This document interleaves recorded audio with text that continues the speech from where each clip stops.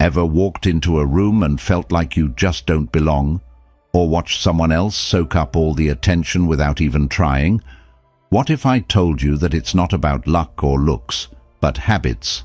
Yep, today we're diving deep into those rare, almost secret habits that could seriously boost your social status.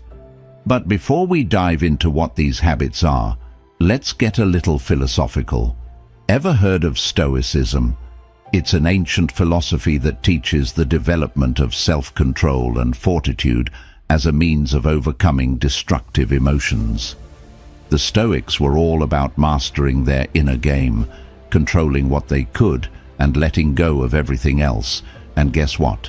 That's exactly what we're aiming for when we talk about elevating our social status. It's not about changing who we are to fit into a mold. It's about enhancing what we already bring to the table by adopting some powerful habits. So think of today's chat as a modern twist on Stoic philosophy. How to be the master of your own vibe in any room you walk into. Buckle up, because some of these habits might just surprise you. They're not your run-of-the-mill advice like smile more or just be yourself. We're going deeper, looking at the undercurrents that truly make a person stand out.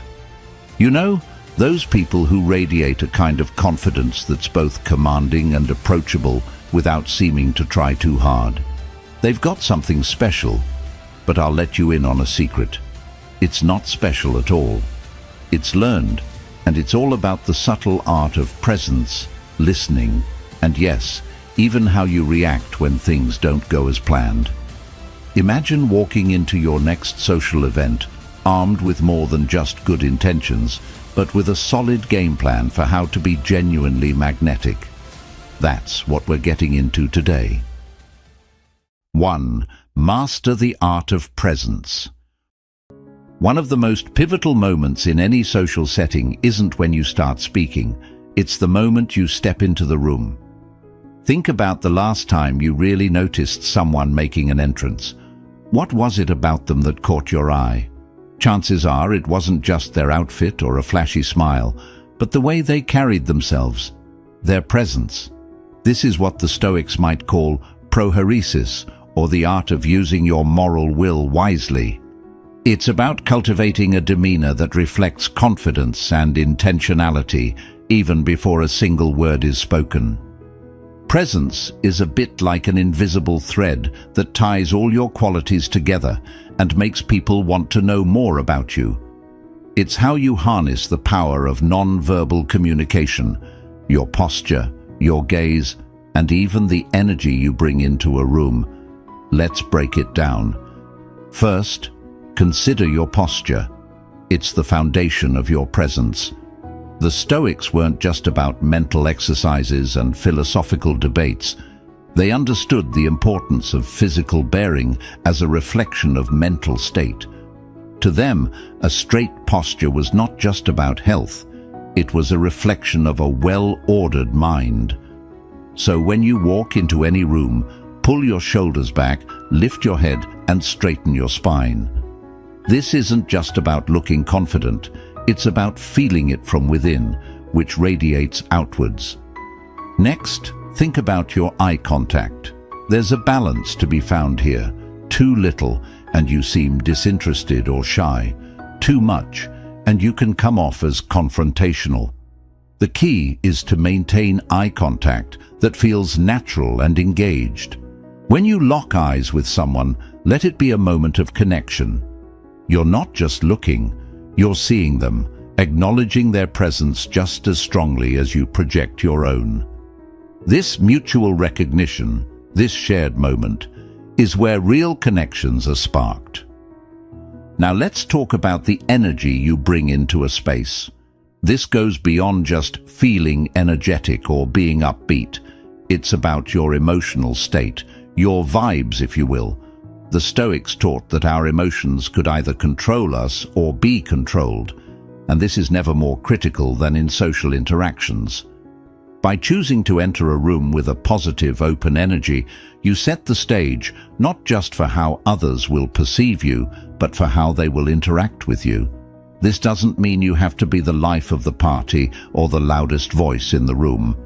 It's about being genuinely at ease with yourself, comfortable in your surroundings, and open to the interactions that come your way. Practicing presence also means being prepared to engage.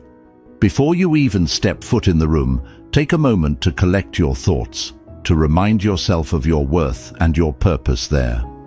It could be as simple as a quick mental affirmation or a brief moment of mindfulness, focusing on your breathing and centering yourself. This preparation aligns your intentions with your actions, ensuring that when you enter the room, you're not just physically present, but fully, mindfully present. But what about those days when confidence is the last thing you feel? Here's where another Stoic practice comes in handy: the use of visualization. Marcus Aurelius, a Roman emperor and a Stoic philosopher, often wrote about preparing his mind for the challenges of the day.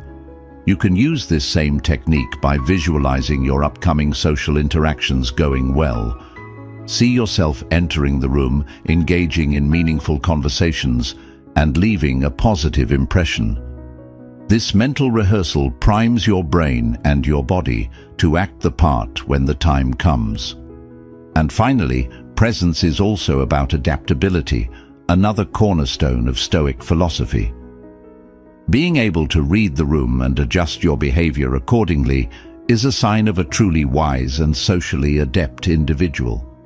If the setting is more formal, your presence might be more subdued and respectful. In a casual gathering, you can afford to be more open and relaxed. This ability to modulate your presence without losing your essence is the hallmark of a person who not only commands respect, but also earns genuine affection. 2. Listen more than you speak. One often overlooked yet powerful tool in our social arsenal is simply listening. Now, I'm not just talking about nodding along while someone speaks, waiting for your turn to jump in. True listening is an active, engaging, and, frankly, quite a rare skill. In our fast-paced, always-on world, where everyone's ready to voice their opinions at the drop of a hat, choosing to listen, really listen, can elevate your social interactions to new heights. You see, listening is a form of respect, and it's also a fundamental aspect of Stoic practice. The Stoics, like Zeno or Chrysippus, believed in the power of listening to understand, not merely to respond.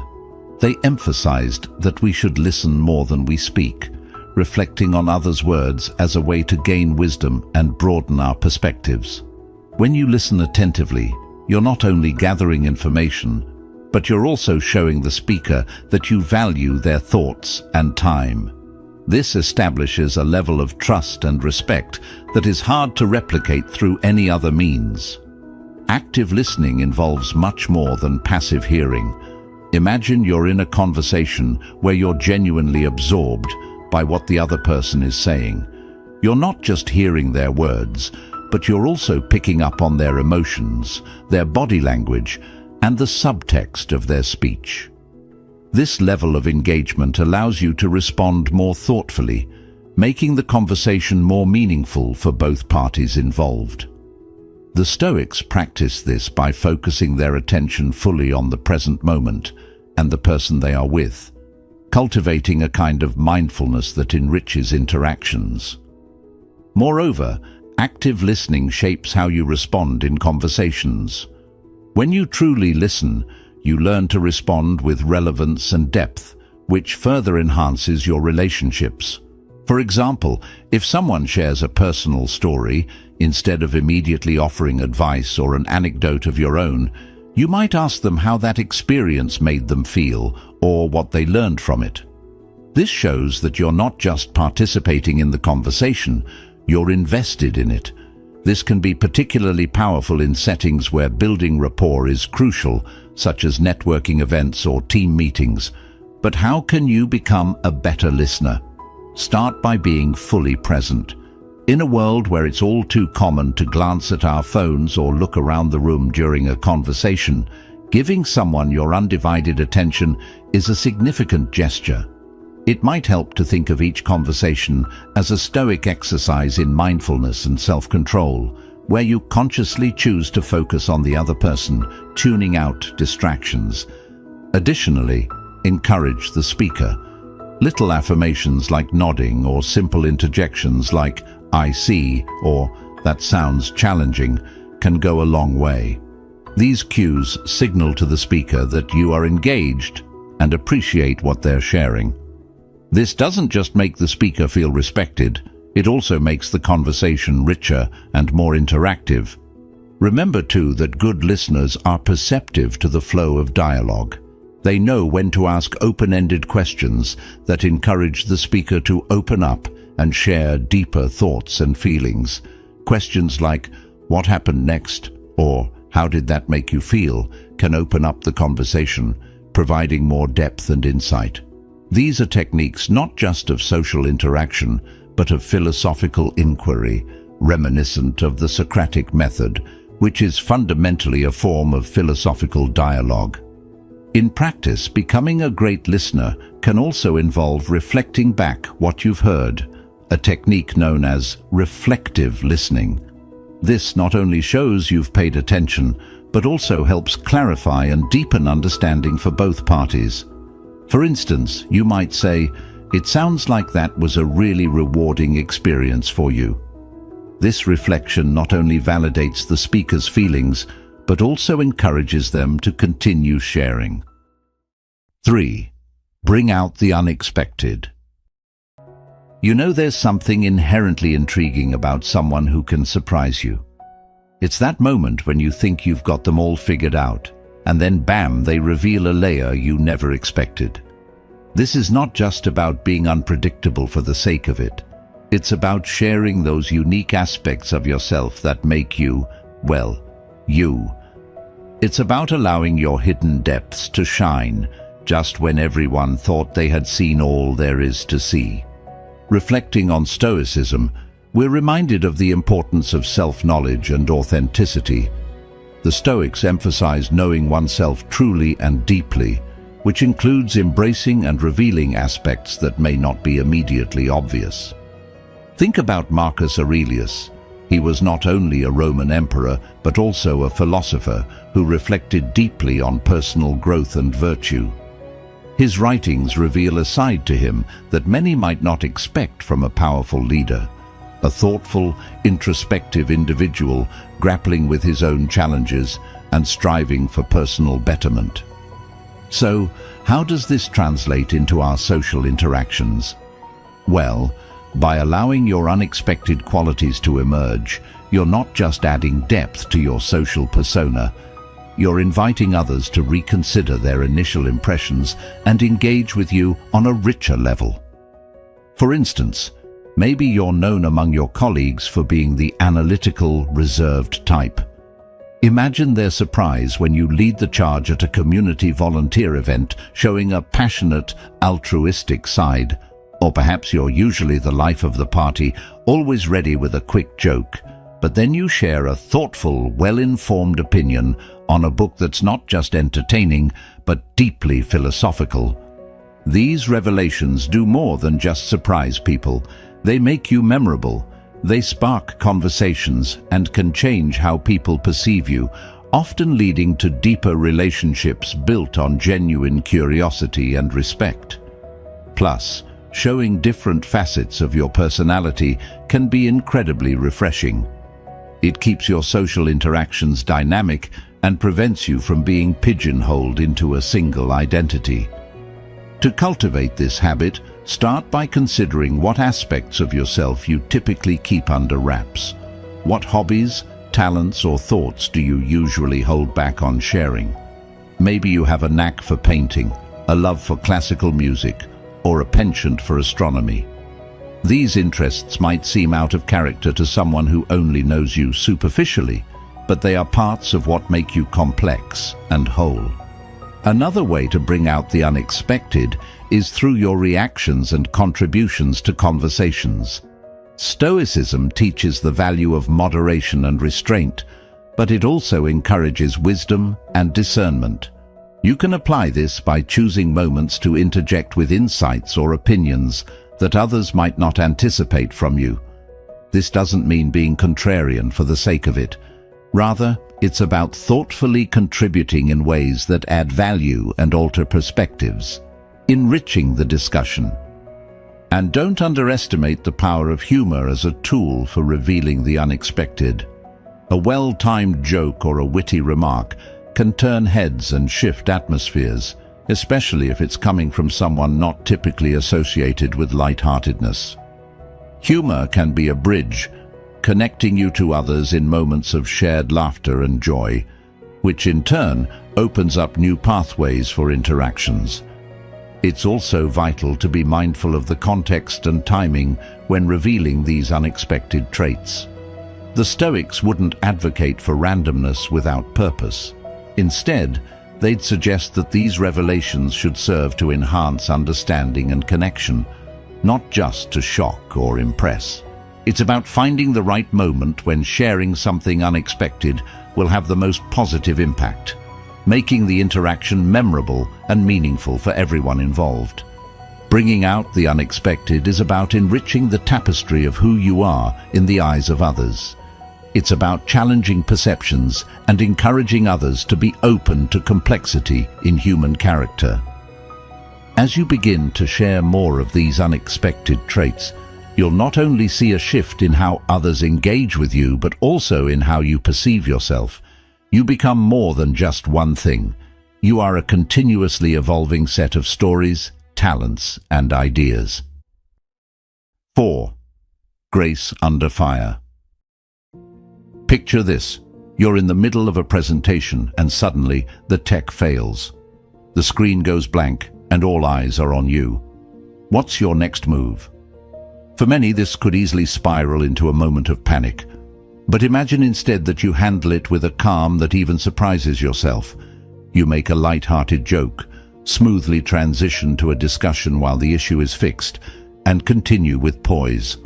This, my friend, is what it means to have grace under fire, and it's a game-changer in how people perceive and respect you. Drawing from Stoicism, we find that grace under pressure is a direct reflection of one's character. Stoics like Seneca and Epictetus emphasize the importance of remaining unperturbed by external events. They believed that the only true misfortune was misconduct, and everything else lay outside the realm of our control. So when you maintain composure in stressful situations, you're essentially practicing Stoic wisdom, focusing not on the mishap, but on how you respond to it. Let's unpack why this is so influential in your social interactions. First, it sets a tone of leadership. Calmness in crisis is often associated with strong leadership qualities. It reassures others that you are dependable and capable of managing difficulties. This is crucial in professional settings where stakes are high, but it's equally important in personal scenarios. Whether you're dealing with a family emergency, a conflict among friends, or any unforeseen challenge, your ability to remain composed can actually serve to calm others as well. Moreover, maintaining grace under fire allows you to think more clearly. When you don't let panic set in, you're able to assess the situation more logically and come up with effective solutions. Stoicism teaches us to separate our reactions from the events themselves, focusing on rational responses over emotional ones. This doesn't mean you don't feel stress. It means you don't let it control your actions. This level-headedness also increases your credibility. People trust those who can handle pressure well, believing them to be more competent and trustworthy. Think about it. Would you rather follow someone who falls apart under pressure or someone who can navigate through it with a clear mind? The answer is pretty obvious, and it highlights just how much your reaction to stress can influence how others view you. So how can you cultivate this trait? It starts with self-awareness. Be mindful of how you typically react to stress. Do you tend to panic or do you shut down? Observing your natural inclinations is the first step in adjusting them. Next, Practice stress management techniques like deep breathing, mindfulness, or even preemptive meditation. These tools can help you maintain your calm in real time when those unexpected challenges arise. Another Stoic technique is the premeditation of evils, visualizing potential challenges and mentally preparing for them. This can desensitize you to the impact of real stressors when they occur, as you've already walked through how to handle them in your mind. For example, if you're nervous about a major meeting, spend time imagining various scenarios, including possible problems, and plan how you'd ideally respond to them. Remember, too, that maintaining grace under fire is a skill honed through practice. Start with small stresses in everyday life. Challenge yourself to respond to minor annoyances with the same level of calm you aspire to exhibit during major crises. This could be as simple as not getting upset when stuck in traffic or handling a rude comment online with poise and perspective. Each little practice builds your resilience and prepares you for bigger tests. Grace under fire is about embodying the Stoic ideal of an unshakable spirit in the face of adversity. It's about not just surviving stressful situations, but thriving within them through a balanced and thoughtful approach. As you cultivate this ability, you'll not only enhance your social stature and influence, but also develop a deeper sense of personal peace and resilience. And that, in turn, reinforces a life lived not at the mercy of external circumstances, but in command of one's own internal state. 5. Dress to express, not to impress. Have you ever noticed how the clothes someone wears can tell you a lot about them before they even say a word? It's like each outfit is a personal statement, a non-verbal cue that gives us a glimpse into someone's personality, values, and even their mood. Now, I'm not saying we should judge a book by its cover, but there's no denying that our attire plays a significant role in how we are perceived, and, more importantly, how we perceive ourselves. It's not just about dressing to impress others.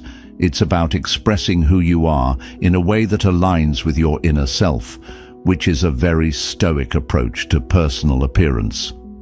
Stoicism teaches us about the virtue of authenticity, being true to oneself in thoughts, words, and deeds. This philosophy encourages us to focus on what is within our control and to live in harmony with our true nature. Applying this to how we dress, it suggests choosing attire that reflects our genuine selves rather than conforming to external expectations. This is about choosing clothes that fit not only our body but also our soul. Let's dive deeper into this. When you dress to express, you select clothes that resonate with your personal style and comfort rather than what's trending or expected by society. This could mean wearing bold colors because they lift your spirits, or choosing minimalist outfits because they reflect your straightforward, no-fuss approach to life. The key here is intentionality. Each piece you wear should contribute to a coherent expression of your identity. This approach not only enhances how you feel about yourself, but also how you interact with others. When you are comfortable and confident in your appearance, it shows. You stand taller, speak more confidently, and engage more openly. People respond to this authenticity with respect and attraction. They see someone who knows themselves and is not afraid to show it. This is incredibly powerful in both personal and professional settings. Moreover, dressing to express can also be a form of self-care. It's taking the time to understand what styles suit you best, which textures you find most comfortable, and what outfits make you feel most empowered. This mindfulness about your attire can be a deeply satisfying exercise in self-reflection and self-expression. It's a daily ritual that says, "I am worth this effort." Another aspect of dressing to express involves being mindful of the situations you are dressing for. Stoicism doesn't advocate being oblivious to your environment, but rather understanding it and adapting accordingly without losing your essence. For example, wearing something that feels you, but is also appropriate for the occasion, shows that you respect both yourself and the context of your interactions. It's about finding that balance where your personal style meets situational appropriateness. But what about those days when you feel like you have nothing to wear, or nothing seems right? This is where the Stoic practice of perception comes into play. Remember, it's not about the clothes themselves, but how you perceive them and what they represent for you. A simple outfit can be transformed with the right accessories or a different combination, reflecting a new aspect of your personality or a new mood. Experimenting with what you already have can lead to surprising discoveries about your style preferences and creative expression. Additionally, dressing to express encourages sustainability. Instead of chasing fast fashion, which changes with the seasons, you invest in quality pieces that endure and truly resonate with your personal aesthetic. This not only reduces waste and supports ethical fashion, but also ensures that your wardrobe is full of items that you truly love and feel great wearing. Dressing to express is about making your external appearance a true reflection of your internal values and state. It's an exercise in authenticity that aligns with the Stoic aim of living in accordance with nature, your own nature. By carefully selecting your wardrobe to match who you are, you send a powerful message to the world about your identity and values. And in doing so, you attract the kind of attention and respect that comes from genuine self-expression, not just surface impressions. So next time you pick out an outfit, ask yourself if it truly represents who you are and if it feels right in the context of your day. This mindful approach to dressing can significantly enhance both your self-confidence and the way others perceive you. 6. Consistency is key. You know how sometimes you meet someone and they're just so themselves, no matter where they are or who they're with. There's something incredibly refreshing and magnetic about that kind of authenticity. This quality, consistency, isn't about being inflexible or rigid. It's about being reliably you in a world that constantly shifts around us. And let me tell you, mastering this can seriously raise your social status because it builds trust and makes you a stable point in an unstable world. Let's talk about Stoicism for a minute. This ancient philosophy places a huge emphasis on living according to one's virtues consistently, no matter the external circumstances. Stoics like Marcus Aurelius argued that it's not our thoughts or words that define us, but our consistent actions. They believed in being the same person in private as you are in public, which is a testament to true character. This is exactly what we mean by consistency. It's about aligning your actions with your values consistently over time, so people know what they can expect from you. Now, applying this to our social interactions, consistency means that you bring the same level of respect, kindness, and quality of interaction to every encounter, regardless of who you're dealing with or what your mood is.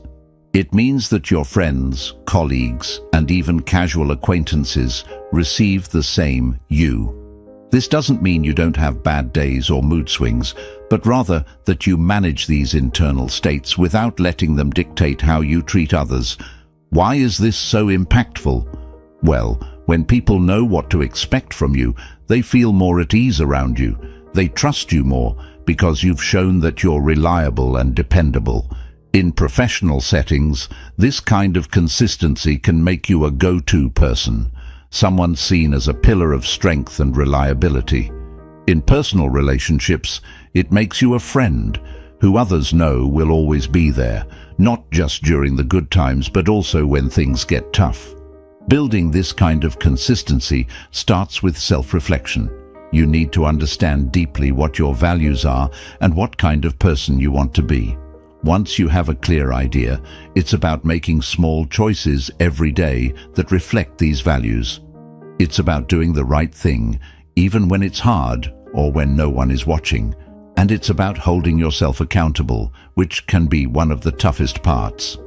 Another aspect of consistency is in how you communicate. Being consistent in your words and promises is crucial. If you say you're going to do something, do it. If you commit to a plan, follow through. This reinforces people's perceptions of you as someone who is dependable and trustworthy. It also means communicating in a consistent manner, whether you're texting, emailing, or talking face-to-face. Your tone and manner should be recognizably yours, clear and consistent with the values you advocate. Moreover, Stoicism teaches us to remain equanimous in the face of life's ups and downs. This balanced state doesn't come naturally to most of us, but it can be cultivated through practices like mindfulness, meditation, and rational thinking. These tools help you maintain a consistent demeanor by giving you control over your reactions. They enable you to meet both success and failure with a steady heart and mind, which is incredibly compelling to those around you. But here's a key point. Consistency is not about perfection. It's about effort. It's about making a conscious decision every day to be a little bit more like the person you aspire to be. Each consistent action is a step towards becoming that person more fully. And remember, consistency also involves being consistently forgiving and compassionate towards yourself when you slip up. It's about getting back on track with your values, not beating yourself up. Consistency in your behavior, your communication, and your treatment of others sets a foundation for stronger, more trusting relationships. It's about showing the world that no matter what happens externally, you can be counted on to be the same thoughtful, considerate person you strive to be. This not only raises your social status, but also enriches your interactions, making you a person others are drawn to and respect. So, think about what consistency means to you, and take those steady, purposeful steps towards living it out every day. The impact, just like the effort, will be profound and lasting. As we wrap up today, remember that the true essence of raising your social status isn't found in superficial changes, but in the consistent, genuine expression of who you are. Every small act of authenticity is a step towards not just being admired, but being truly valued and respected. Thank you for joining me today and being a part of the Stoic Journal community. If you found value in our discussion, consider watching this next video on the screen, where we dive deeper into the practical applications of Stoic principles in daily life. Your journey towards a more meaningful and respected presence continues there. Stay stoic, stay true, and as always, thank you for being here.